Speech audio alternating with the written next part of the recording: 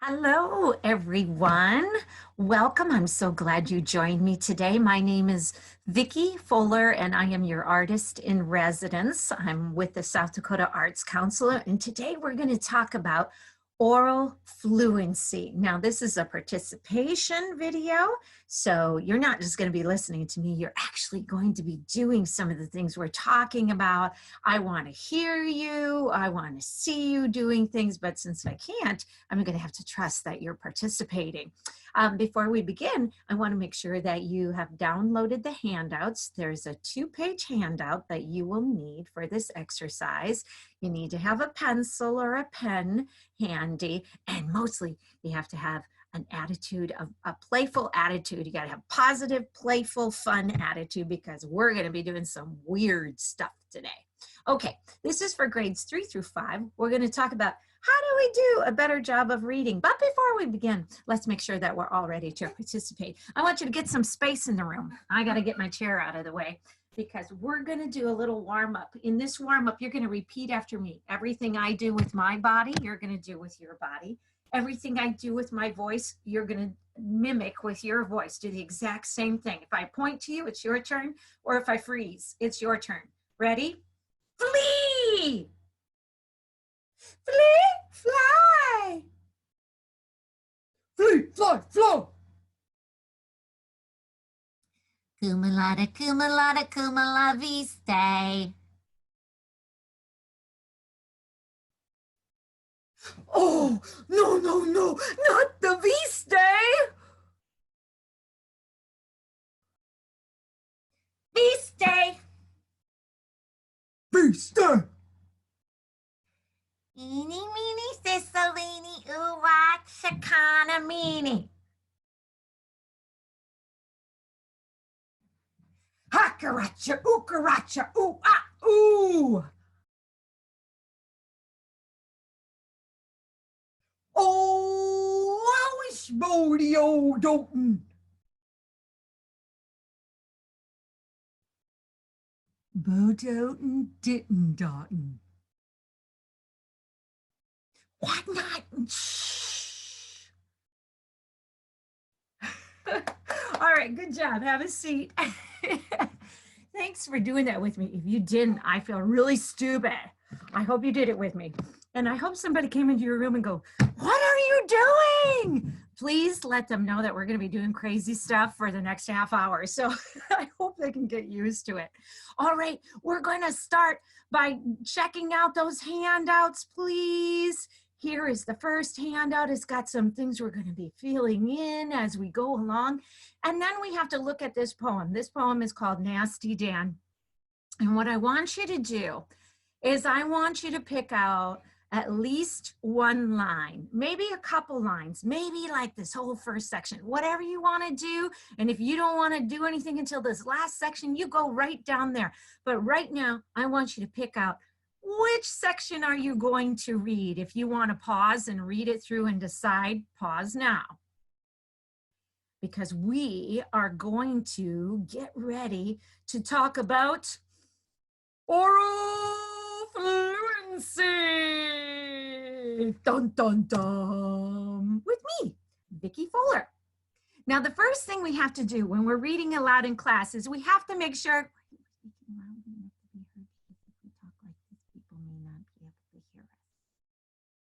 What? Don't adjust your volume. I was trying to prove a point because number one is you need to speak loudly. If you are this awesome reader and nobody can hear you, that's not good, right? In theater, we call that projecting our voice. Projection. Now, projecting your voice is not yelling. It's what we call throwing our voice. So to project your voice means to throw your voice. You got to think about this guy being in the back of the room going, what did she say? I can't hear her. So we're going to practice this. You can go ahead and write down loudly and projection on number 1. And we are going to practice this. I want want you to pretend you have a little hacky sack in your hand and just feel the weight. That's a little soft ball in your hand. We're going to throw the hacky sack, and at the same time, we're going to say hello. And we're going to throw the hacky sack different distances, and we're going to change our volume depending on how far we throw it. Now, the first throw is just going to be to me. You're going to throw the hacky sack to me, and you're going to say hello. Go. Hello. Doesn't have to be loud, right? I'm right here. You don't have to go, hello. That would be silly, right? Let's try it again. Go. Hello. Now, I want you to think about somebody being on the opposite side of the room from you, wherever the farthest point in the room is. And I want you to throw the hacky sack to them and say, hello. Go. Hello. Try it again. Go. Hello. Now let's get the difference between those first two. First to me and then across the room. Number one, go. Hello. Number two, go. Hello. Now the third one, we're going to throw it through the far wall so that somebody on the other side of the wall can hear us. Ready? Go. Hello. Oop, I forgot to say one thing. You can't yell. Remember, projecting isn't yelling, it's throwing your voice. Try it again, through the wall. Go. Hello. Now let's try all three of those. Number one, to me, go. Hello. Number two, other side of the room, go. Hello. Number three, go. Hello. Try them again. Number one, hello. Number two, hello. Number three, hello. You should be hearing a difference in how loud you're speaking. Do it again. Number one, hello. Number two, hello. Number three, hello. I hope you got that. Remember, that's projecting your voice. Now, again, you probably got mom or dad coming in going, why are you yelling? Bah! Oh, we're gonna be doing weird stuff. Sorry, mom and dad. All right, the second thing that we need to make sure we do when we're speaking aloud in class, and we need to make sure that we're speaking clearly, because if we're not speaking clearly, people may not be able to understand what we are saying. Some people have what I call mush mouth, and they just kind of don't open their mouth very much, just kind of talk like this. No, we can't have mush mouth when we're performing on stage. We have to speak clearly. The theater word for that is enunciate. Say that with me, enunciate. And you can go ahead and stop the video and write that down. We want to make sure we don't get tongue-tied like this person. That's what happens when we don't speak clearly. Our tongue is just getting in the way. So we are going to practice this. Whoops, we're coming back to that.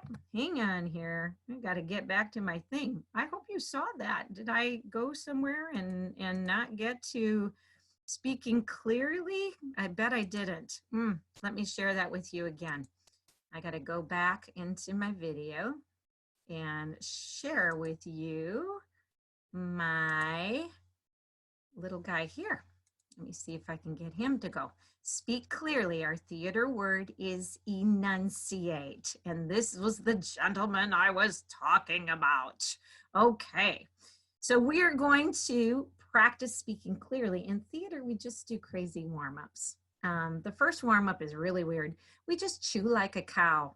Mwah, mwah, mwah. Just to warm up our mouth. Everybody try that with me.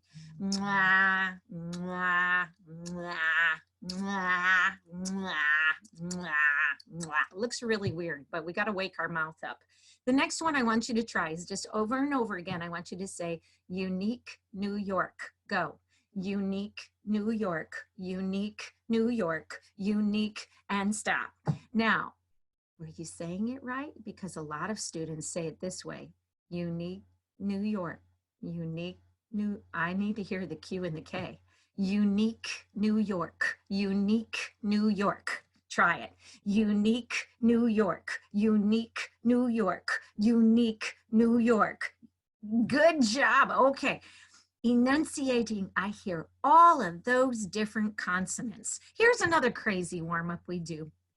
We take one line from our play and we say it in 3 different ways to wake up our mouth.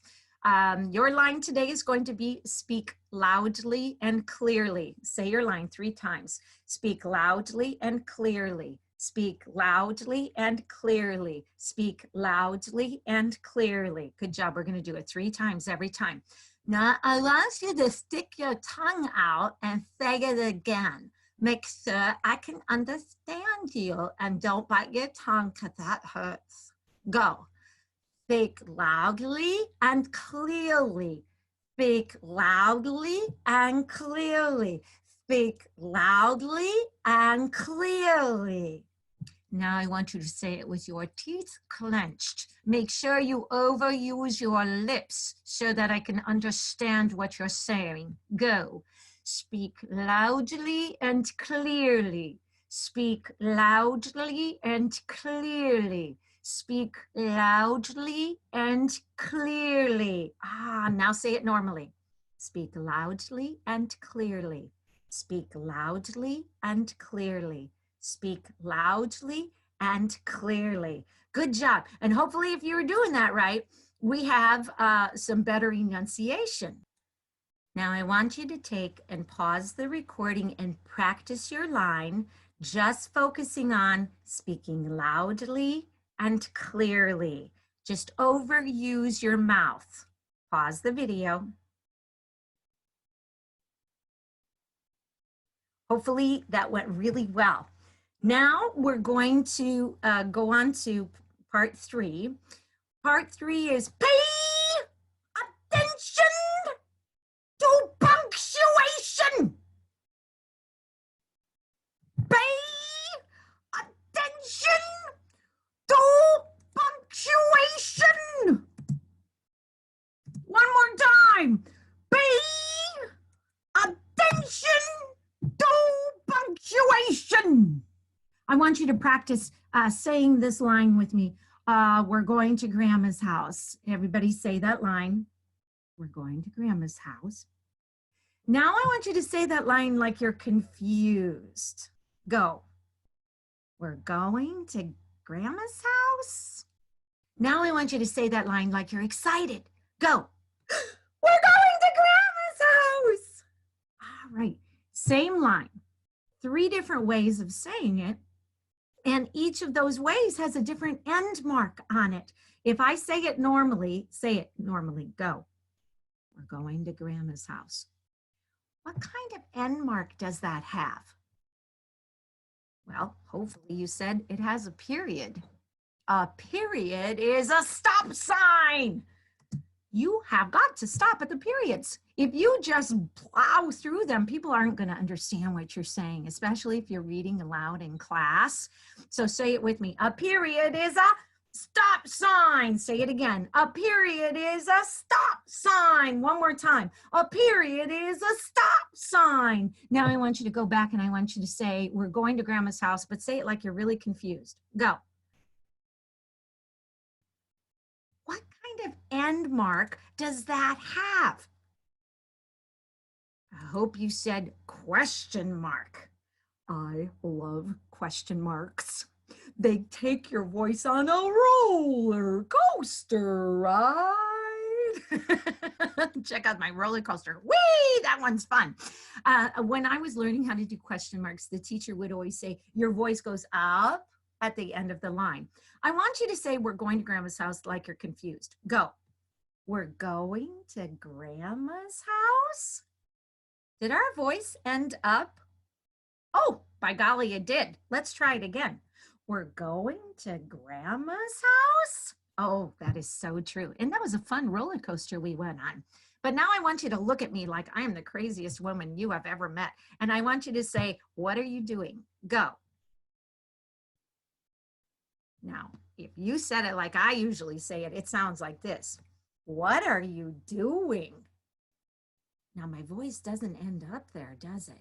What are you doing? It ends down. but it did go on a roller coaster ride. So when we have a question mark, we take our voice on a roller coaster ride. Say it with me. A question mark is a roller coaster ride. A period is a question mark is a roller coaster ride. Now I want you to say, we're going to Grandma's house, like you're really excited. Go. What kind of end mark does that have? That is an exclamation point. When you come to an exclamation point, you have to get excited. You can't go, yay, yippee, I can't wait, wahoo. You could, but then your teachers don't think you're a very good reader. So when you see an exclamation point, we get excited. Say it with me. Exclamation point, we get excited. From the top, a period is a question mark is and an exclamation point, we, good job. All right, what have we got next? Punctuation continued, because you know what? That's not the only kind of punctuation or the end marks. We also have these wonderful things called commas. And when you come to a comma, it means you have to slightly pause. Slightly pause. You don't have to pause and go out for coffee and come back later. It's just a real slight pause. And then we come back in a little stronger. Maybe our voice is a little different. There's a lot of different ways to handle a comma, but don't just plow through them. There's this great line in Nasty Dan. It's the third line if you look at it. It says, I'm going to read it without any commas in it. It would sound like this. He'd frown a bunch, he ate nails for lunch, and he'd never laugh. Now, if I say that reading aloud, teachers are going to be like, ooh, that is not good reading. But listen if I pause at the commas. He'd frown a bunch. He ate nails for lunch, and he'd never laugh. Better, right? Better, yes. Now the other so remember to hit the pause button just really briefly. The last one I want to talk to you about are quotation marks. Oh my gosh. Quotation marks are so much fun because they mean someone else is speaking.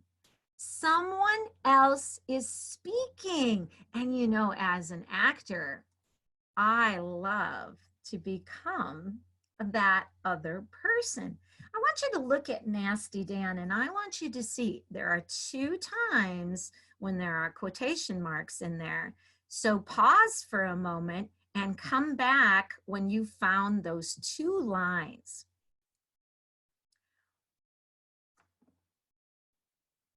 I gotta make sure I'm recording here. I stopped and now I gotta make sure I'm doing it. So if you were checking out the Nasty Dan, you should have found 2 places where we have quotation marks. Here was one. I don't like you at all. Now that is Nasty Dan speaking. I don't like you at all.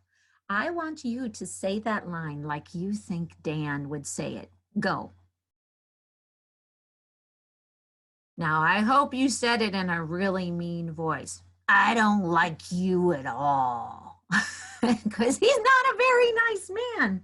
The second time that we have quotation marks was down here when Nasty Pearl was speaking. You like me, rotten as can be. Let's get married now. Notice the exclamation point. We have to get excited on that one. So we can have fun becoming Nasty Dan on this line and Nasty Pearl on this line. I want to talk about, let's practice this a few more times. Let's just say Nasty Pearls, let's get married now. Can you say that for me? Go. Now, as I read that, I am going to say in my own voice, I'm going to say Nasty Pearl said, and then when I say let's get married now, I'm going to become Nasty Pearl. So I would say, Nasty Pearl said, let's get married now. And the more fun that you have with it, the more fun people listening to you read will have with it. I want you to try this one. The teacher said, no more talking, please. Go.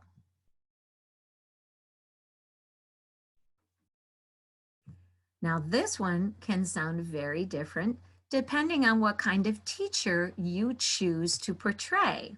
Maybe your teacher is a very young, sweet teacher and she sounds like this. No more talking, please. Or maybe your teacher is a grumpy old teacher and she sounds like this. No more talking, please. Okay, so you can have fun with that. But again, the teacher said is in your own voice, and then you click into that character. One more, let's try this one. The teenager said, leave me alone. You try.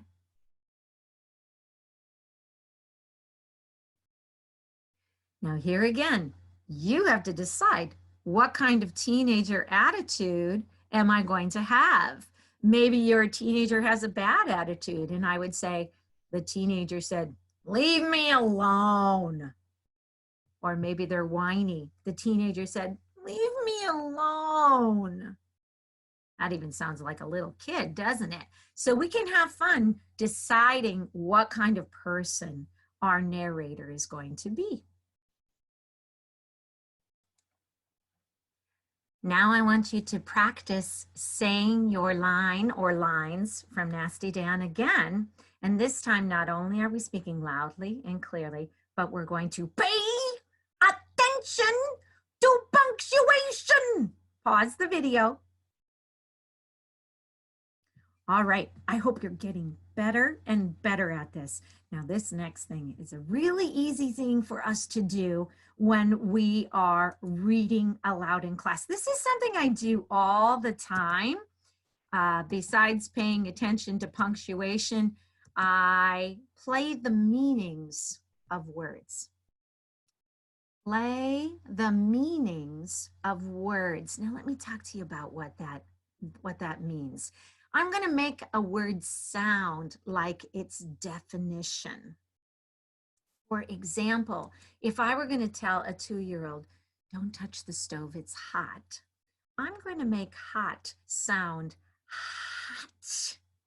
You try it. Now I want you to say cold. Go. Now, if you really want to make it sound like it's cold, you're going to shiver with your body too. Try it again. Cold. Say, it's really cold in here. Go. It's really cold in here. Now, you don't have to say it the same way I do. Actually, I like it when people say it lots of different ways. I want you to say frustrating. Go. Say, this test is frustrating. Go. Now, when I say that, it sounds like that. This test is frustrating. You're not angry when you're frustrated, but you are close to anger. I want you to say awesome. Go. Make it sound awesome. Go. Now I want you to say, my teacher is awesome. Go. All right, I hope you're getting this. See, when we're doing this, ladies and gentlemen, all we're doing is making that word come to life. We're making it sound like its definition. I want you to say beautiful. Go. Now make it sound beautiful. Go. Try this line. That flower is beautiful. Go. Now look at this picture. That flower is beautiful, isn't it? Now I want you to say ugly. Go. Make it sound ugly. Go. Now say that dog is ugly. Go. Now check this out. This is my favorite. That dog is ugly. Ooh. Now the beauty of what you did was, I'm sure you did this. You didn't just play the meaning of that word. You didn't go, that dog is ugly. You made the whole line sound ugly. That dog is ugly. You didn't say, that flower is beautiful. People might think you're a little crazy if you do that. You make the whole line sound beautiful. That flower is beautiful. So you have already done number 4 on my list. That is creating the mood or the tone in your voice. Have you ever heard an adult say, don't use that tone of voice with me? What are you giving them when you give them a tone? Well, you know, when I give a tone, I'm oftentimes giving an attitude, right? I say it like this. Attitude. Say it with me. Attitude. Do the little snappy thing. Attitude. You see, when we create a mood or a tone in our voice, that is giving off an attitude. So write that down for number 5. We're creating the mood or tone in our voice. Attitude. Check this shape out. I mean, look at all those different attitudes. And we can see on just these faces alone that attitudes can be good and attitudes can be bad. And we certainly want to have that proper attitude, but the fun we can have when we are acting is we can pretend to have any attitude we want, as long as it goes along with the reading, okay? So we're gonna practice some different attitudes. Now, I can't change the line. The line is copyrighted. You can't change the lines. You have to use the lines the author gave you, but you can change how you say the line, and that is your tone or your attitude. So your line today is, I don't want to do that. Say your line. Now I want you to say your line like you're giggling. Go. Now, again, if you do it without doing anything with your body, it kind of sounds like this. I don't want to do that. Does that look right? No, we have to say it with our body too. So try it again, giggling with your voice and your body. Go. I don't want to do that. Make sure I can hear it. It's got to be clear enough to be understood. Try it again. Go. All right, now I want you to try it. Like the thought of doing it makes you sick to your stomach. Go. Now, if you say it with your body, comes out stronger with your voice. It's sick to your stomach. Go. Oh, I don't want to do that. Every tone I give you makes the line sound different. Now, I want you to say it like you're frustrated. Go. Now, make sure you're not angry, because we have to have the different levels of emotion. Say it like you're frustrated. You've tried it 6 times and you still can't get it. Go. I don't want to do that. Now, say it like you're angry. Go. I know you did a good job on that. Everybody always does a good job on anger. Try it like a 2-year-old whining. Go. Now try it like a teenager with a bad attitude. Go. I don't want to do that. There's a lot of different bad attitudes you can have. There's a lot of different negative attitudes. So when I say a teenager with a bad attitude, yours may have sounded totally different than mine. Now here's what I want you to do. I want you to go into those lines, Nasty Dan, that you were working on, and I want you to underline key words that you can play the meaning of. And then I want you to make them sound like their definition. Give that line an attitude. Pause the video.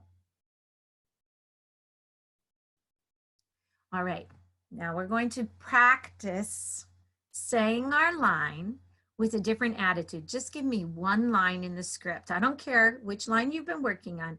Just give me one line. And I want you to say that line like you're scared of Dan. Go.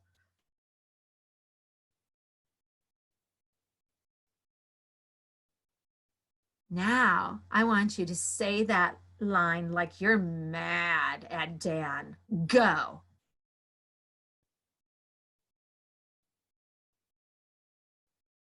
Now, hopefully you hear a difference in how those are saying, how those are sounding. My first one would have sounded like, Nasty Dan was the meanest man I ever knew. Okay, that's scared. Versus, Nasty Dan was the meanest man I ever knew. That's angry. Okay, now I want you to say it like you think he's pretty funny. Go. All right, different, right? It's just a choice. You can give it an attitude, however you want. Now I want you to say it like, he is so disgusting. Oh my gosh. All right, my line sounds like, Nasty Dan was the meanest man I ever knew. Yeah. I think in my head, ooh, but I really can't add it.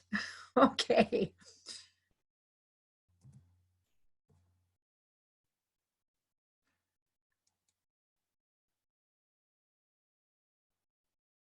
Now we can give each line a different attitude, and that really will bring out your reading aloud. Oh, teachers will be like, wow, that was really good. If you just give each line an attitude.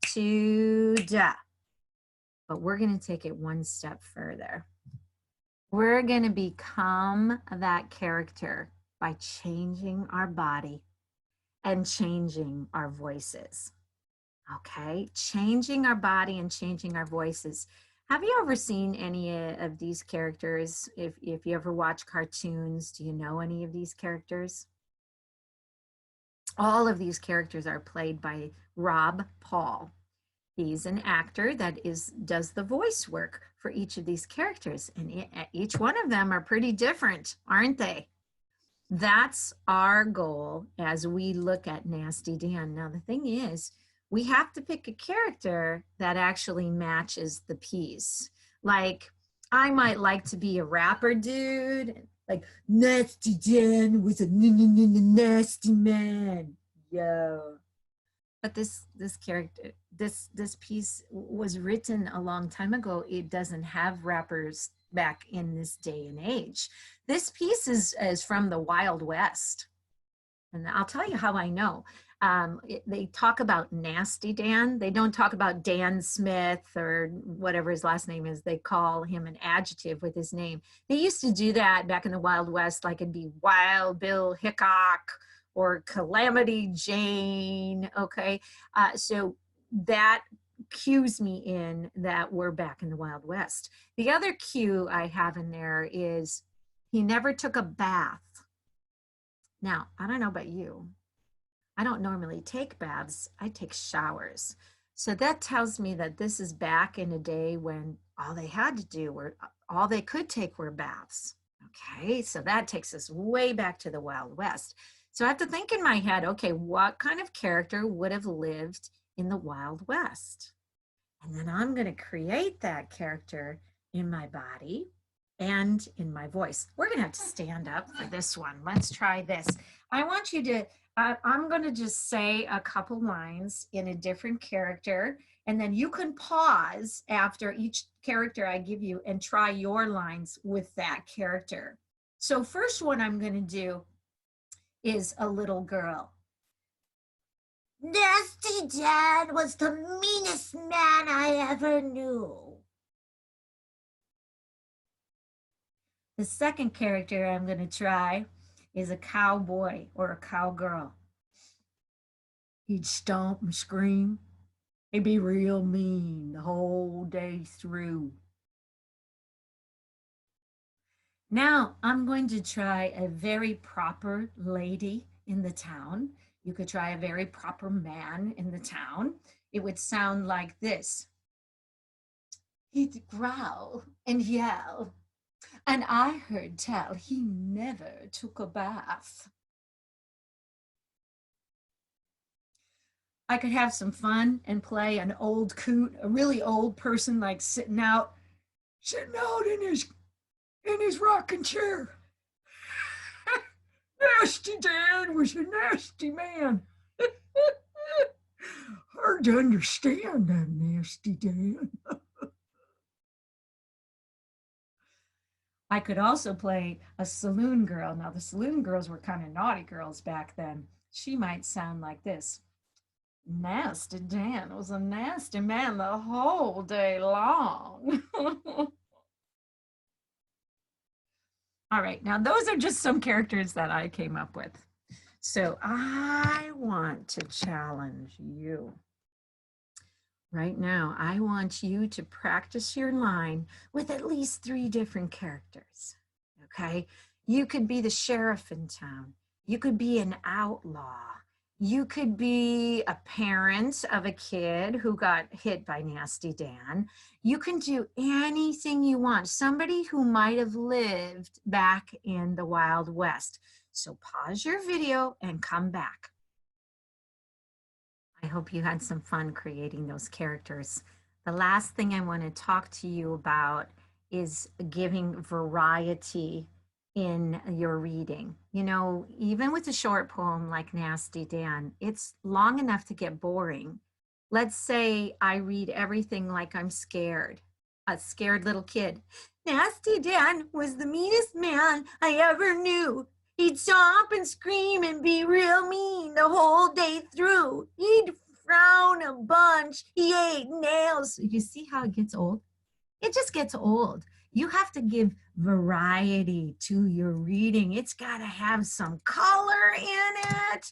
Oh my goodness, look at all the different colors on those 2 hands. And that's exactly what we want to do in our reading. There's this other poem that I love to do. It's called The What Ifs. It's by Shel Silverstein. And it basically goes through a kid very nervous about what if this happens, what if this happens, what if this happens. But we change the attitude on each line. We don't just sound scared all the time, because if I just sound scared all the time, people stop listening. So maybe I go from scared to angry to disgusted to giggling. You know, there's a lot of variety we can have in that delivery. So I want you to practice this entire poem.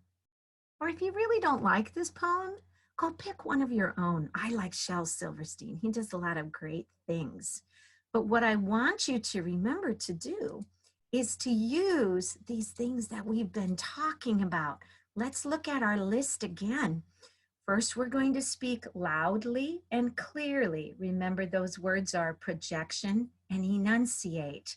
Then we're going to pay attention to the punctuation.